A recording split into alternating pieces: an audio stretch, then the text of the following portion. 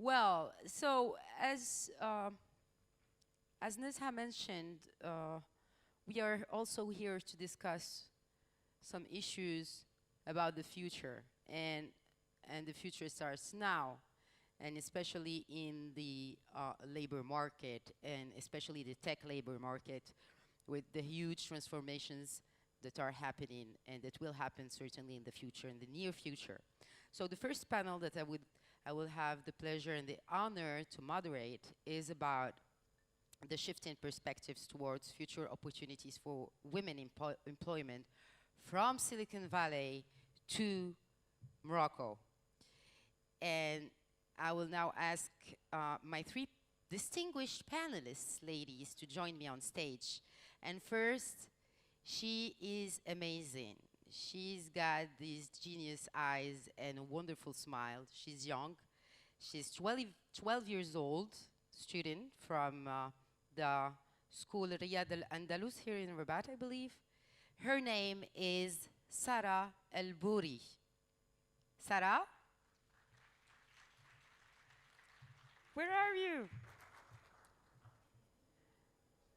Sarah? Where is she? Okay.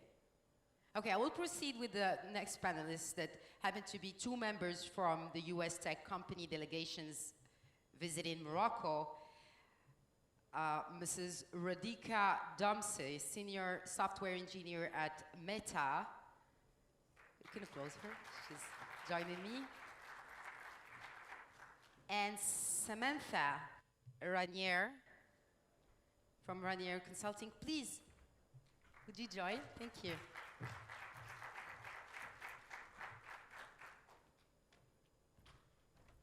Hi, Radhika. Whatever you feel like. Thank you.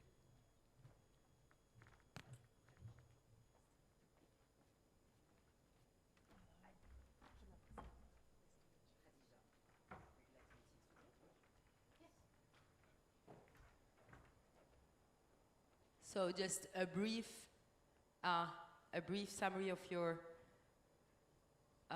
careers, ladies. So Radhika, I believe that you work at Meta, Facebook before, right? Yes, I've been working at Meta for the last... Here you go, the mic is on. Yes, I've been working at Meta for the last 3 years as a software engineer, and before that I was a student studying computer science at UC Berkeley. Here she is, Sarah. Hi. Yes, and you were originally introduced to tech women through your mama, right? Yes, that's right. My mother has been part of Tech Women for over 10 years now, so Wow. I've been hearing about this organization since I was in high school, potentially earlier. So I always saw all the events she got to attend, all the people she got to meet, and that just seemed so inspiring to me, and I wanted to take part in it myself. I always had the plan to join Tech Women as soon as I could. I just didn't want to join when it was completely virtual, so the first time I participated was last year.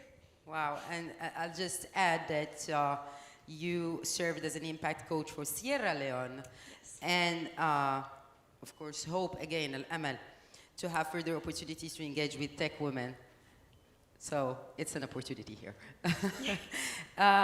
Okay, so Samantha, 25 years of experience in leadership coaching, team effectiveness, and change management. And you are currently the president of the board of Daraja Education Fund and volunteers regularly, you volunteer regularly with the administration, teachers and students at Daraja Academy, which is in Kenya. In Kenya, yes. Yeah. Yes. Okay. So we certainly have a lot to learn from you and get some insights from your experience in Kenya, and maybe to inspire, because it's all about inspiration and hope. So I was mentioning something, and Sarah, of course, Sarah Bouri, who joined us.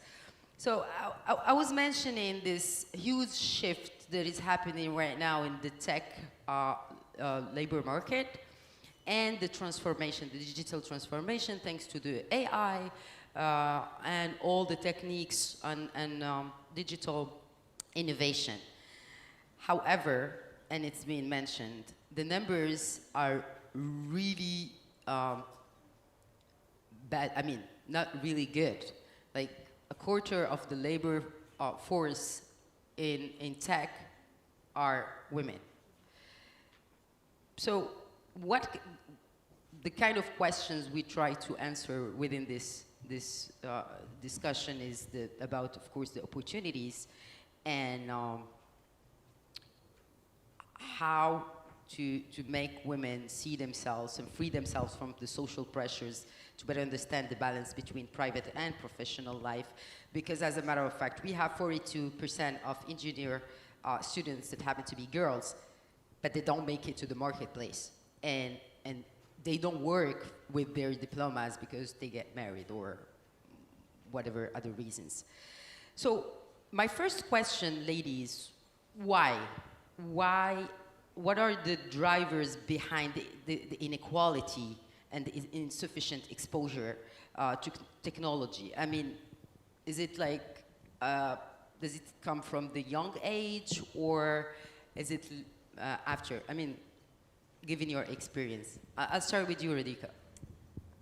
Yeah, so I think that one of the statistics that was really interesting in one of the earlier presentations, I don't remember the exact numbers, so I won't quote it, but there is a kind of variety of representation you see in different countries, but also within different countries.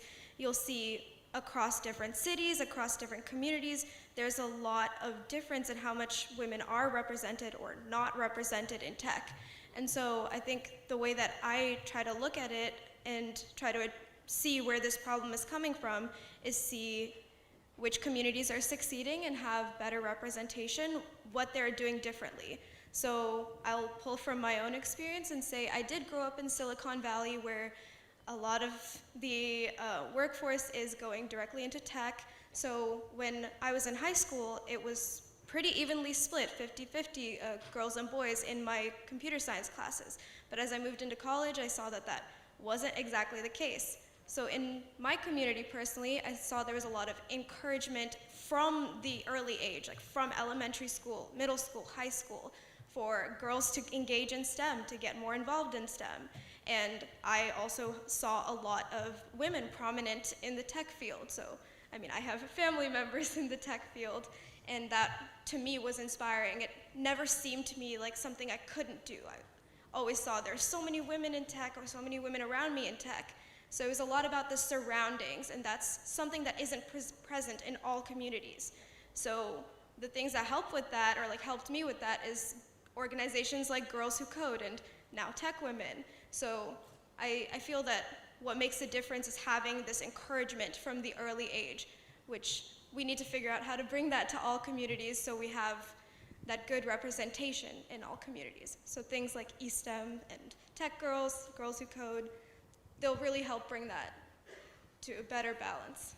Yeah, it's kind of like it's another family environment, like family between quotes, that makes, that inspire. But how about your experience in Kenya, Samantha? And are the numbers different from the US? What is? So I do work with a school in Kenya. Yeah. I am a leadership coach and team effectiveness coach for women and men across the world. And I've worked with Tech Women since 2016. So when I think about not just Kenya, but I think about globally, I mean, Radhika said it so well. To add on to that, one of the things that I might say in terms of there are not enough role models in leadership positions in the companies that are tech-based. And so, while we have people in computer science, and we have people in engineering, we have people in math, through college, through university, and even when they get to the workforce, they look around. And who do they see? Do they see anyone that looks like them? And unfortunately, they frequently do not, which makes it harder. So, what I would say is, from a solutions perspective, it takes time. And there's many, many things that need to be done. And I will say I've been incredibly impressed with the programs that Morocco is putting in place from a government perspective, as well as the beliefs of your king, and the efforts that he has put in place, I think are fantastic. And what I would say is, as women leaders, so Sarah, as she looks around and she sees Neza, and she's like, I can be like her, right? And then the other thing that I would say is, those of us that are in leadership positions, if we are women, support your fellow sisters. Make their journey just a little bit easier. Lift them up, create opportunities. And as well for the male allies, we need allyship to help us gain those positions as well. So I think, in addition to what Radhika was saying, I think there is also this role model piece. And societally, women bear, maybe this word won't translate as well, the brunt. We have most of the responsibility at home, and that is global. And so in addition to these types of things, part of the reason why we fall out in those leadership positions is we have to take care of our moms. We have to take care of our kids. We have to take care of the home. We have to prepare the food. And so as Minister Nayar talked about, how do we create programs for childcare? How do we also help women build cadres of mentors? How do we help them ask for help? As women, we are not great at that. Would anyone agree with me? Yes. So I won't go on anymore, but I think those are a lot of the things, the role models, the advocacy, the support, and the programs that support around it that make it easier to be in those positions. And it takes time, right? Oh, And it takes time. Yeah. I wish it could happen in a day, and if it could happen in a day, it would have already happened. It could. And we would have made it happen. Okay, maybe we give the mic to Sarah just to hear maybe about her expectations. And maybe, no, you know what? Who's your role model today, Sarah?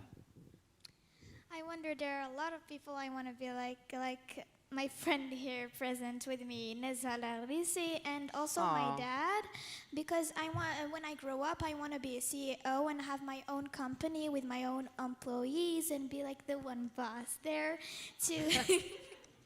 I want to be like a really bossy girl. I want to work a lot for everything I own. I want to achieve my dreams. I want everything I expect to be true.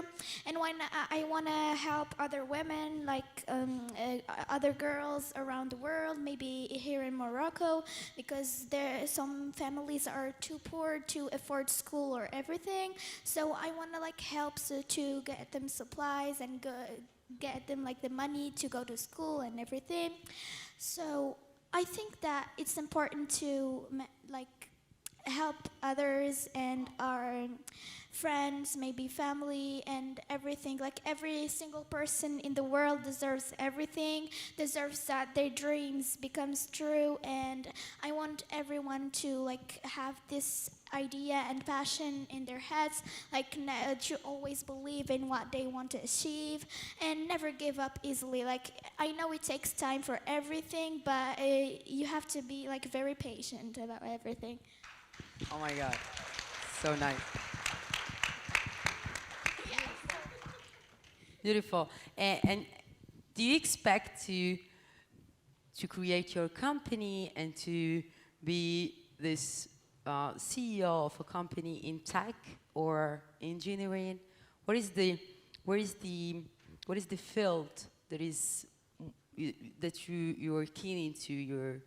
You prefer? What is the field you prefer to work in? I'm still thinking about what I'm gonna do, but for the yes, of course, I'm still in middle school. I have studies and everything, and I don't really think about that right now. My number one dream is to become someone really important in our society, and to be like the someone's idol or something, like to inspire people, maybe from families and all. And I want to be someone special. Like You I know. you Thank are. you so much. I am special and unique, and everyone should think that like you are unique, you are special, you are your. Anyone doesn't define you. You define your own personality, and I want everyone to believe in themselves. Wow. I don't think we still got something to say after what she just said, right? It's gonna be, yeah, mic drop, exactly. Thanks, Samantha. Thank you, Sarah. Really beautiful. Like, I'm sure you're already inspiring a lot of girls around you. Thank you. You're a leader. You're a girl today and a leader today. Already a Yes. leader, not a leader of tomorrow, and certainly for tomorrow. Okay, let's get back to this issue of the opportunities today. I mean, I was talking about this shift happening in the tech labor force. Things are really evolving very fast. So, what are the opportunities given this huge transformation, Radhika? Do you mean opportunities specifically for women? Yes, or for sure, sure. everyone? I mean, let's say opportunities globally, and especially that. I mean, there are jobs we don't even know about the jobs of tomorrow. You know, so what are the opportunities to maybe target today? For of course men and women, we're not discriminating anyone here, but like globally and especially for girls.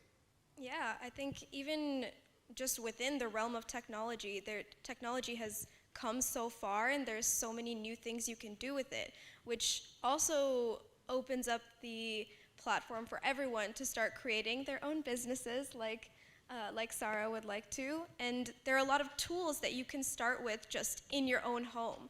Like everyone can create a mobile app from scratch by themselves and build a business that way, or build a website or web app as we are launching today. So there is just so much opportunity in technology to, even if it's not a tech-based business, you can build a textile business and use web apps or mobile apps as a platform to sell those. So I would say those are the opportunities we could target. I mean, what about there's I'm not gonna call it a threat, but somehow it is. Some people see it as a threat, namely the AI. Is it a threat for the future jobs? Because people are getting really worried about this revolution of AI. Yeah, that's Especially that, you know, creating a website. I mean, AI can do it, and so why should we need someone to do it? Yeah, Some absolutely. human to do it? That's a great point, and I think that opens so much more space for creativity. If you don't have to spend all your time and effort creating a website, then you can innovate so much more. Like for example, there's this entire vision that was had for eSTEM and for any kind of web app that happens, and you have to spend a lot of time developing that. But if you don't, and you can just focus on the vision, you can deliver that so much faster, drive the impact so much faster. So I think people maybe need to shift the way that they think about that AI and think of it as a helpful tool, so you can spend your time doing more important things and doing a lot more things. Especially some things that cannot be done by a machine or by AI, right? Okay, so, I mean, Samantha, you said it's going to take a lot of time to change the mentalities and the mindsets, especially given especially, I'm talking about managing positions.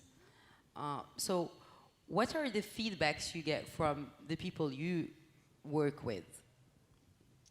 Feedbacks in terms of? In terms of reaching those positions, and why are not women handling those kind of high positions, especially in the tech field? Yeah, so in my world of coaching and you know all over the world, and it's in some ways sad, it is universal. You know, what I see often is there is either an inability or a fear of advocating for yourself and being comfortable with self-promotion. And I understand, I was actually talking with someone this morning about, in Arabic culture, about saying we versus I. And, and it's one of those things that as women, we are naturally community-based. And we tend to think in terms of we, right? Because we understand that we don't, even though we are superhuman ourselves, we still understand the importance of community. And we don't want to brag. We don't want to boast. Here's the thing. We are a product. If we don't market ourselves, no one will know about our product. And I need us, what I think is really important to remember, and I love hearing you speak, right? You are special. You are a leader. You are inspiring. I am inspired by you. And I asked Sarah if I could work for her. It is not bragging if it is based in fact. Yeah. And the other thing that I see from just a research perspective, when there are roles, when there are opportunities, women will raise their hand when they know they will not fail. Men will raise their hand because they know they will figure it out and they can be successful. We need to shift our state of mind to be thinking in that way. There's a reason opportunities exist. Opportunities exist to learn. We need to be more comfortable as women with taking risks. And as I mentioned earlier, recognizing that, sort of leaning into that natural belief around community, that we cannot do it ourselves. So if I'm given a job, right, Sarah, if you give me a job, I probably don't have all the answers. But guess what? Radhika and Mona and Nesa, we can help figure it out to help me be successful. So I think that's what I see a lot, is this fear of self-advocacy, as well as this sort of a hesitancy in taking risks.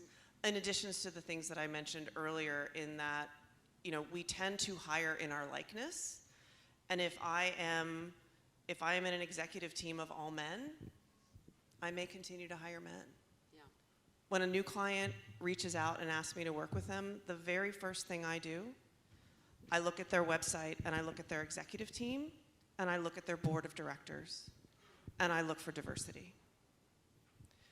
And if I don't see it, I call them on it.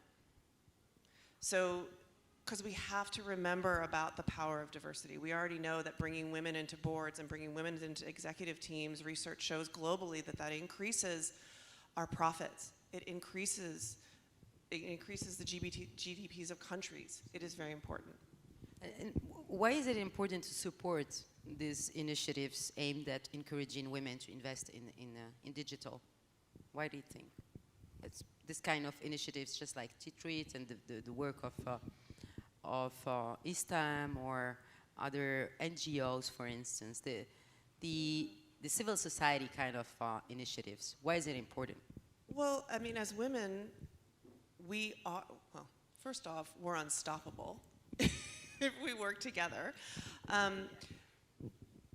There is a stat that I'm forgetting, and I tried to look it up before I came on board, but if we increase the percentage of women in the workforce globally, we would increase the overall GDP of the world by trillions of dollars if we just increased it by 10% over the next 10 years.